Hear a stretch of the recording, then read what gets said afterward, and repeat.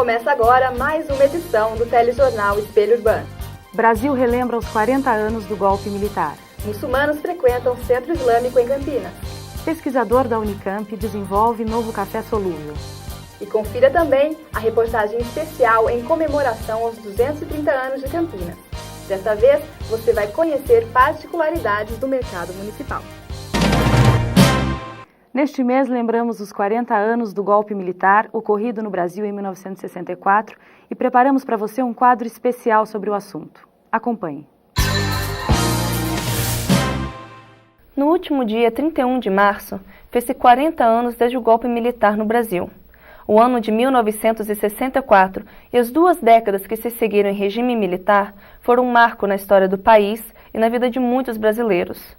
Nessa edição, o Espelho Urbano dedica um espaço para refletirmos sobre o assunto. Hoje, o nosso entrevistado é o Sr. Tarcísio Sigrist, professor de Geografia, membro do movimento de oposição da época e sujeito aos métodos opressivos do governo militar. Confira, logo após a matéria de Cíntia Andretta. No último dia 31 de março, o golpe militar no Brasil fez 40 anos. Comemorações, memórias, sofrimentos? Cada um que participou das consequências do golpe militar tem um jeito diferente de relembrar esse momento. A ditadura não tem sido suficientemente estudada nos diversos níveis de ensino no Brasil.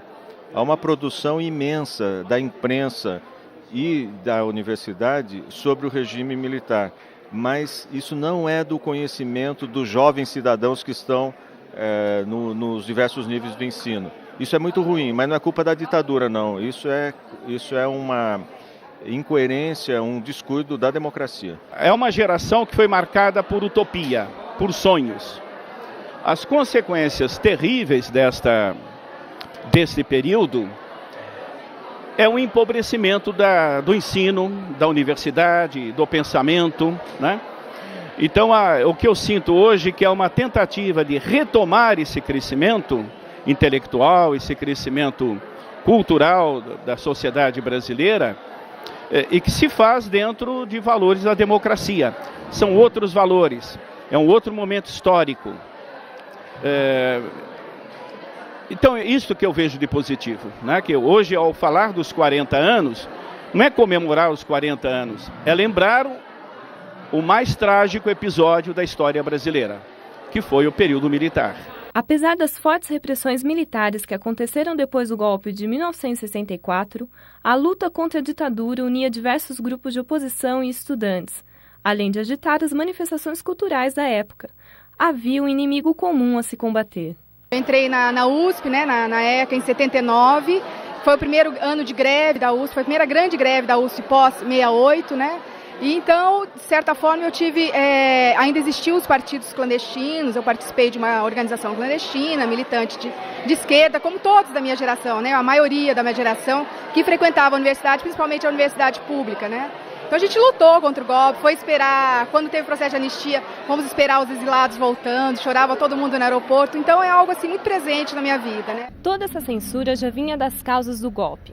Em 31 de março de 1964, o então presidente João Goulart anunciou medidas que contrariavam os interesses da elite e dos militares que o pressionaram a fugir para o Uruguai.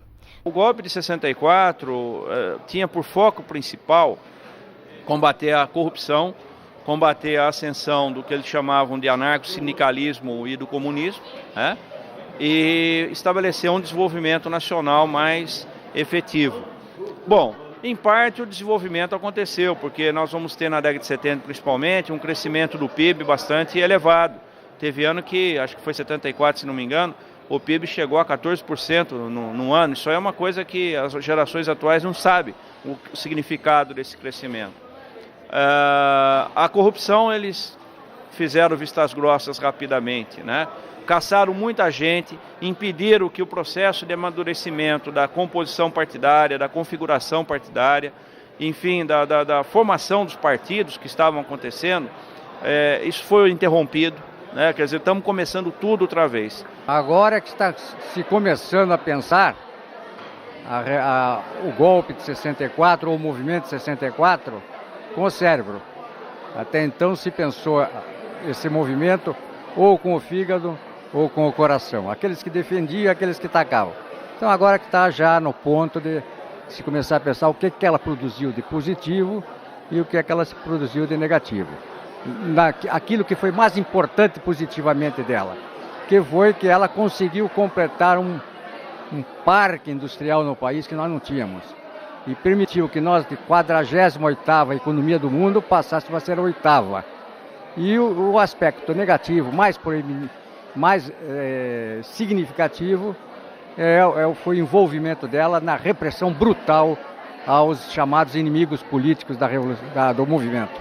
As marcas trazidas pelas represálias dos chamados atos institucionais, como o AI-5, se traduzem em cicatrizes e revoluções de todo um cenário da época. Se a emenda for aprovada, você não vai embora do nosso país! Que será relembrada por todas as gerações, mesmo por aquelas que nasceram depois de 64.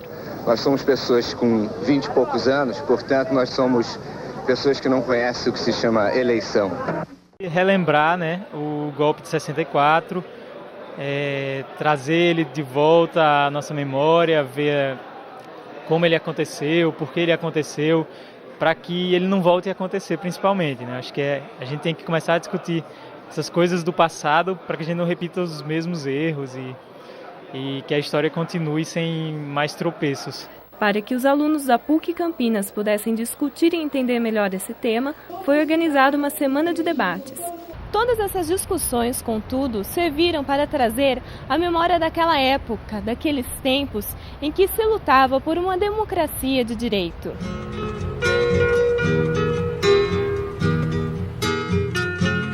Vem, vamos embora, que esperar não é saber. Quem sabe faz a hora, não espera acontecer. Vem, vamos embora, que esperar não é saber. Quem sabe faz a hora, não espera acontecer. Professor, bom dia. Muito obrigada por estar aqui hoje. Sua presença é muito importante para nós. Obrigado também.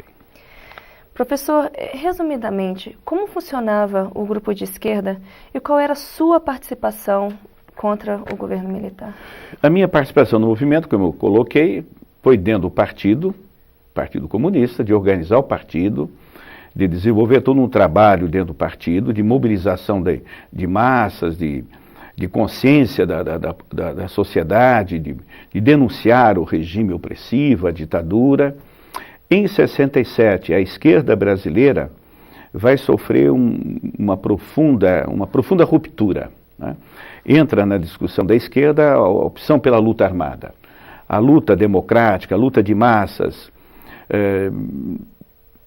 ficou ineficiente perante o regime, né? Então uma parte da esquerda vai fazer essa opção da luta armada. Eu faço parte desse grupo que vai optar pela luta armada. Então o Partido Comunista ele vai ser rachado, né?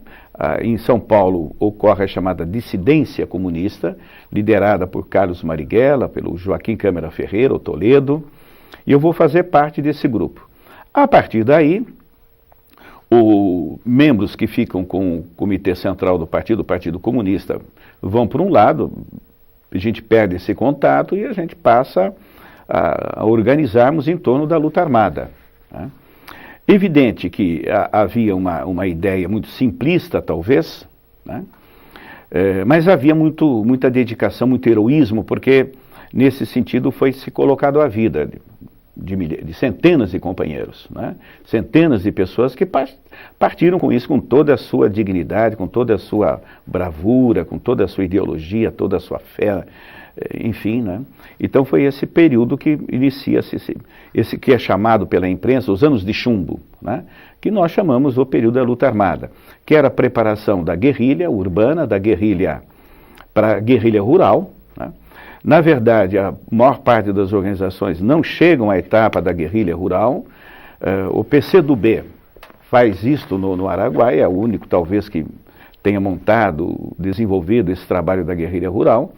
E nós ficamos no limite da guerrilha urbana e aí fomos massacrados, fomos eliminados, na verdade. No dia 29 de março, o senhor esteve presente na palestra aqui da PUC que tratava sobre o golpe. Em um dos seus depoimentos, o senhor chegou a dizer que não temia a morte e muitas vezes era o melhor que podia lhe acontecer. Sim. Como que o senhor encara esse sentimento hoje? Naquele momento, naquele período de tortura, naquele período que você está dentro do estômago da repressão, né? Dentro das trevas, a morte é bem-vinda nesse sentido. Quer dizer, você vai se ver livre de todo sofrimento, de toda a tortura, porque a tortura não é algo que se pratica hoje e acaba. Ela dura meses. Né? Ela durava dias, horas e meses. Às vezes o preso era torturado 24 horas. Quer dizer, fisicamente é muito difícil sobreviver a isso. Psicologicamente é terrível, né? Porque as ameaças, principalmente haviam companheiros que eram presos com companheiras, eram torturados juntos, né? Presos com seus familiares ameaçados, seus filhos, suas esposas, torturados também. Então esse conjunto de ações da tortura era terrível. E a morte era bem-vinda nesse sentido, né? E por outro lado, porque eu cheguei a dizer que não temia, né? Porque era uma opção. Eu fiz uma opção de lutar contra o regime, fiz uma opção da luta armada, e dentro dessa opção há essa lógica, né? De sobreviver ou não sobreviver. Então, professor, o movimento esquerdista é reconhecido até hoje pelo seu discurso de liberdade democrática. Porém, alguns integrantes chegaram a receber treinamento de guerra em países como China e Cuba e formaram uma guerrilha no Brasil. Acredita-se que existia uma ideologia que tinha como maior objetivo atingir o poder, assim como os militares. O que o senhor tem a dizer sobre isso? E esse era o nosso objetivo, era tomar o poder. E o nosso objetivo era a implantação do socialismo, né? Quer dizer, evidente que isso pode não ser o objetivo de toda a oposição ao regime militar, e não foi. Mas especificamente, eu pertenci ao Partido Comunista, minha formação é marxista, né? Então o nosso objetivo, o objetivo da minha organização, do grupo que eu vivia, meu objetivo de vida, eu sou socialista, é a implantação do socialismo, eu acredito nisso, né? Então, evidentemente que treinávamos em Cuba, na China, e a guerra de guerras, quer dizer, não é um período de anjos, não havia anjos nem de um lado nem do outro, né? E o nosso desejo era a implantação de uma sociedade socialista na qual acreditávamos e acreditamos. Obrigada, professor, pela sua presença aqui hoje. Espelho Urbano agradece. Eu que agradeço também. Muito obrigado. Até a próxima. No próximo bloco, conheça a rotina dos muçulmanos que vivem em Campinas. E também as tradições do mercado municipal.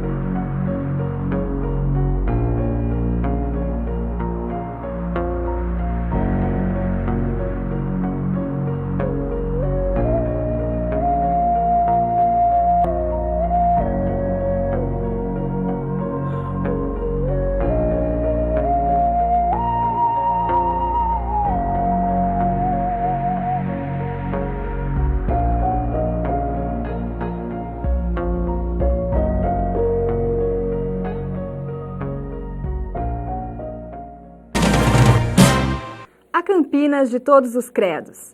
Nossa equipe foi até o Centro Islâmico, no Parque São Quirino, para mostrar a rotina religiosa dos muçulmanos que vivem na cidade. Confira. A Campinas de hoje abriga uma grande diversidade cultural. A vocação para a indústria e a pesquisa atraíram, a partir dos anos 70, pessoas de todas as partes do Brasil e do mundo.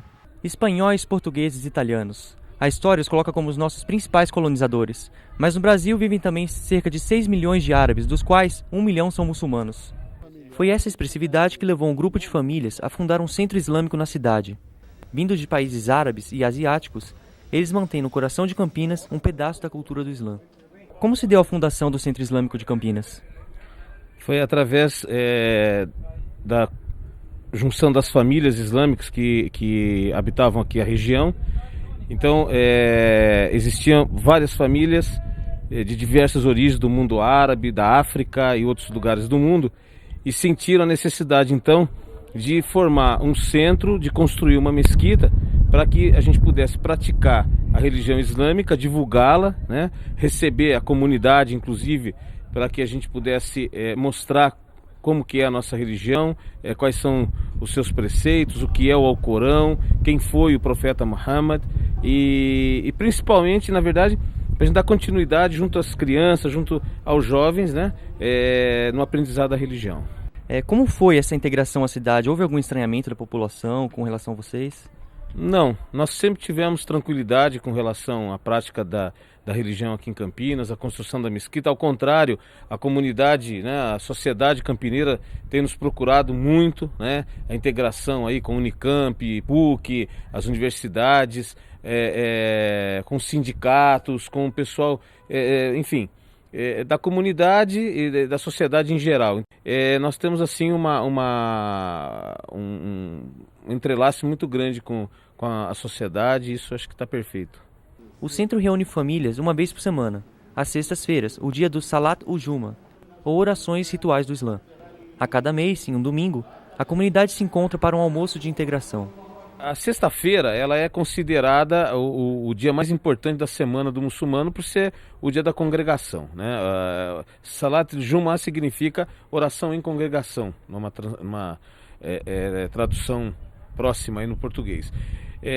Normalmente o que nós temos? As pessoas vêm à mesquita, existem algumas orações individuais que nós fazemos, que isso se chama uma tradição do profeta. O profeta fazia essas orações, que, vamos dizer, é um complemento, uma coisa a mais para a gente.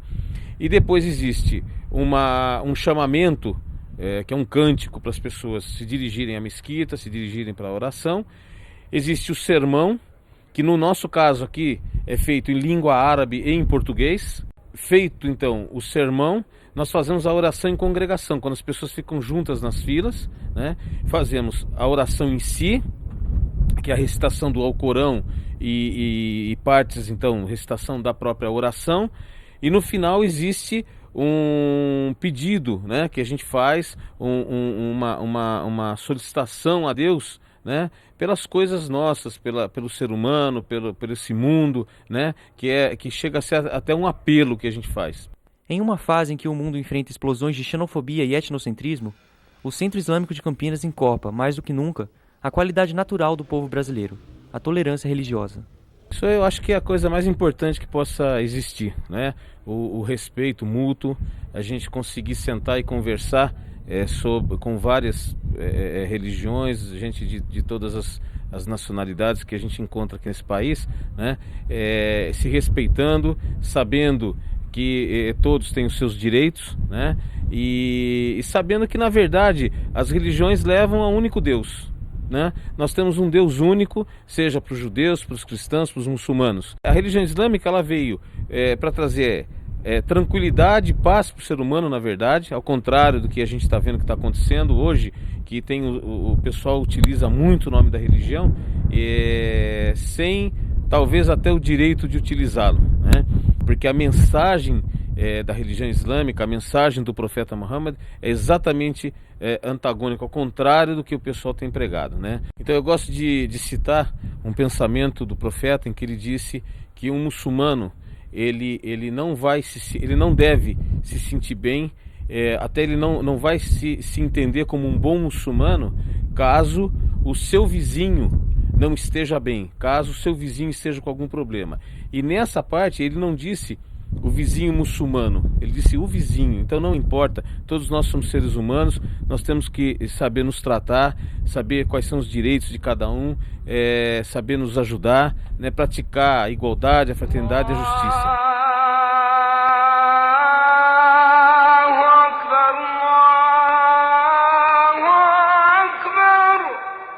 Teve início no dia 17 de abril a campanha nacional de vacinação contra a gripe, que pretende vacinar a população com mais de 60 anos de idade. Em Campinas, a meta é vacinar pelo menos 68 mil pessoas, 70% dos idosos da cidade, até 30 de abril. A campanha vai durar 2 semanas e as doses estão disponíveis em todos os centros de saúde e módulos Paideia. O Mercado Municipal é um dos patrimônios históricos de Campinas. E na comemoração pelos 230 anos da cidade, a repórter Marina Espina mostra as mudanças que ocorreram nesse local, onde a diversidade de produtos é o maior atrativo. No último dia 12 de abril, o Mercado Municipal de Campinas completou 96 anos. O mercado foi construído no governo de Francisco de Araújo Mascarenhas.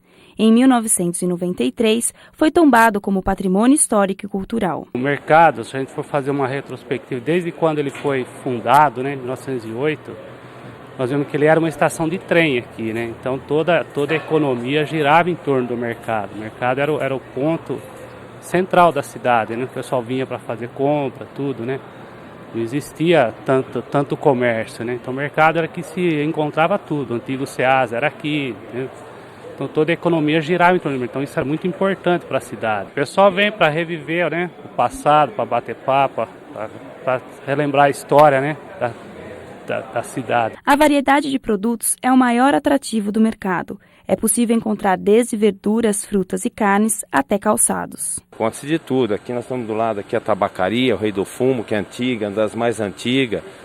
Temos aqui produtos do norte, artigos religiosos. Tem peixes ornamentais, tem a sapataria aqui que é muito antiga. Tudo que você precisar, você procura, você acha aqui no Mercadão.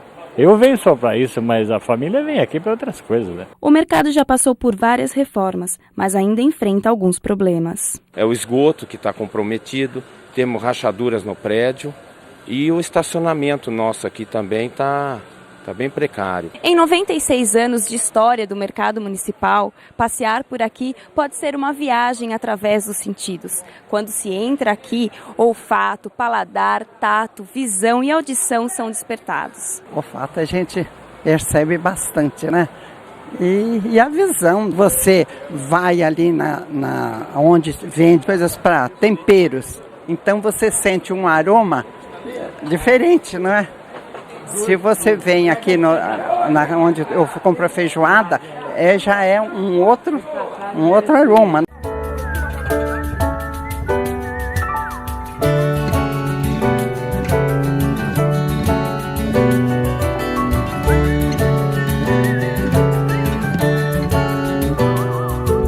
Confira agora o nosso quadro de esportes com Ana Paula Souza. 2 campineiros participaram no início de abril do Rally Rota Sul, primeira etapa do Campeonato Brasileiro de Rally Cross Country, no percurso de 1.100 km no Rio Grande do Sul. O piloto Luciano Cunha ficou em segundo lugar na categoria Caminhões, a pouco mais de 7 minutos do primeiro.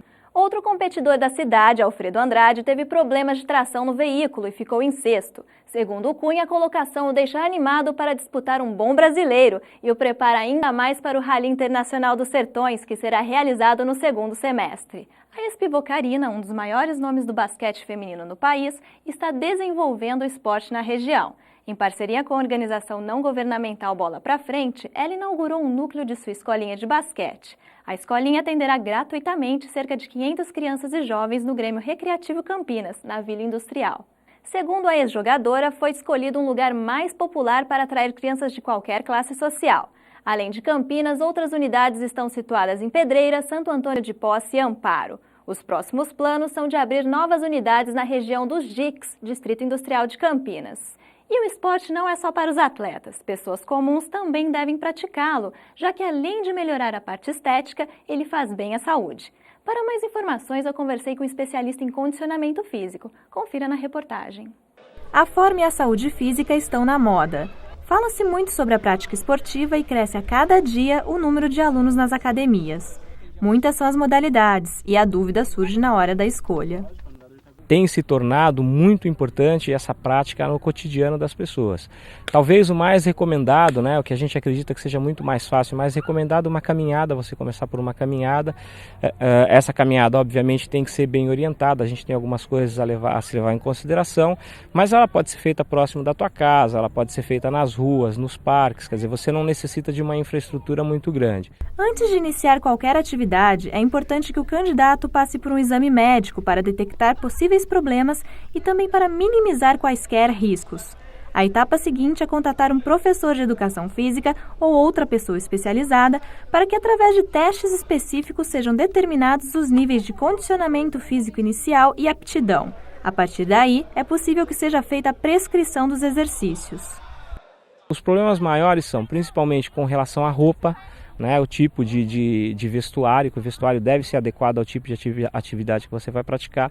Com relação ao calçado, isso é muito importante, o calçado que você vai estar utilizando, se você vai fazer uma caminhada, uma corrida, ou mesmo a prática de um determinado esporte, e o piso onde você vai estar realizando isso. Então essas coisas são muito importantes na hora da prescrição dos exercícios. E aí levar em consideração a hidratação é outro fator importante, o clima, o horário que você vai estar fazendo essas atividades, tudo isso tem uma influência direta no que você vai fazer. Quando eu comecei, eu era um moleque meio rebelde na adolescência, né? Que eu comecei, eu tinha mais ou menos 17 anos.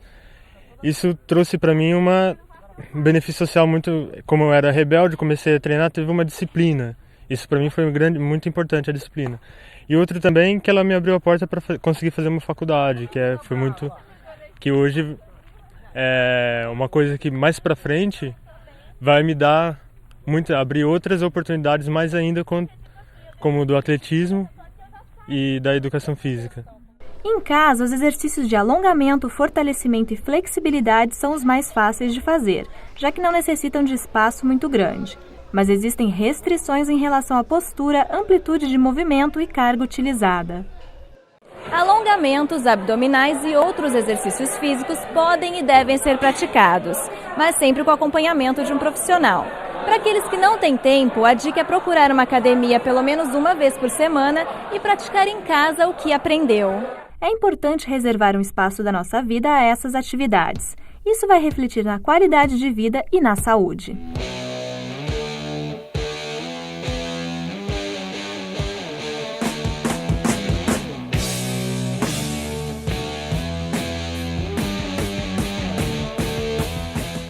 Aqui na PUC Campinas, o professor Clodoaldo ministra a disciplina Condicionamento Físico. Os interessados devem procurar o setor de práticas de formação. Acompanhe no próximo bloco a matéria sobre o novo café solúvel desenvolvido por um pesquisador da Unicamp. E ainda, uma reportagem sobre a ética na publicidade.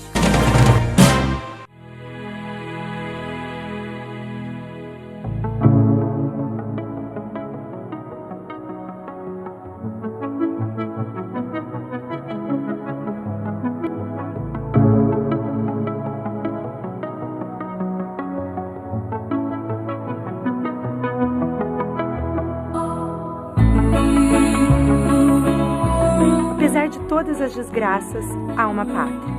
E é por essa pátria que ainda estou lutando. A essa pátria, se eu pudesse renascer hoje, iria dedicar todo o meu tempo novo em uma campanha de restauração da dignidade da vida do país.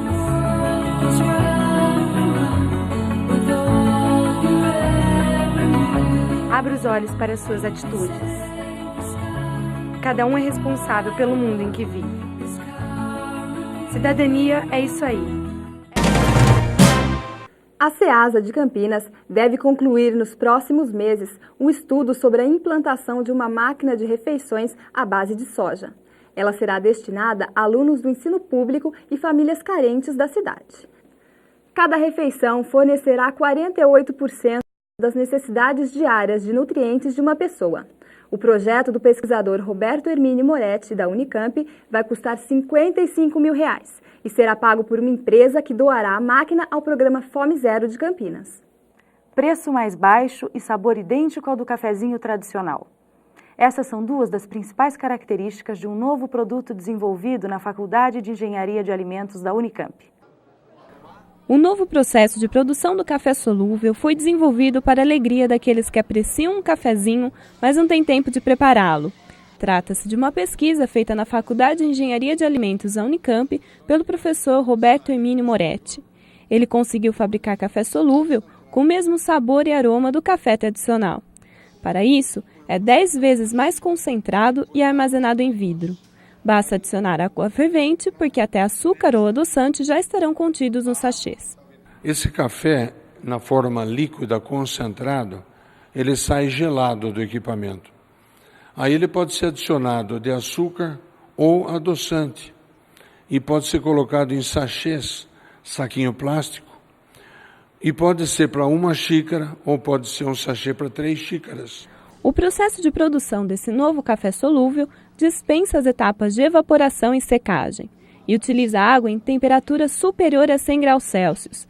Essas mudanças, além de manter o aroma e o sabor característico do cafezinho feito em casa, ainda pode ter uma validade maior. A validade, com a nossa tecnologia desenvolvida, ele pode durar 3 meses refrigerado e nós estamos trabalhando para durar 6 meses. Para a pequena indústria, é possível começar uma indústria e é rentável. Para a grande indústria, ela já tem o equipamento, é só modificar as condições. O rendimento na grande indústria é maior do que nesse sistema. Em compensação, a qualidade é inferior. O rendimento do produto é menor do que estes que estão disponíveis no mercado. No entanto, os custos serão até 20% menores. E parece que os apreciadores do café não estão realmente satisfeitos com estes produtos. Eu não começo meu dia sem o café, mas gosto do café tradicional por causa do sabor mesmo do instantâneo, né? Então, o preço eu não acho que é acessível a todos, eu acho que deveria ser bem mais acessível, pelo tamanho até da quantidade que existe no envelope ou no vidro. O estudante César Nagumo, aluno do 4º ano de Engenharia Agrícola da Unicamp, desenvolveu alternativas para reaproveitamento da casca de ovo. O material pode ser usado como matéria-prima para a confecção de blocos vazados, floreiras, telhas, bancos e outros objetos. A pesquisa ainda precisa de novos testes, já que a película interna da casca do ovo não compatibiliza com o cimento, mas não deixa de ser mais uma alternativa para a utilização de materiais orgânicos que têm como destino certo o lixo.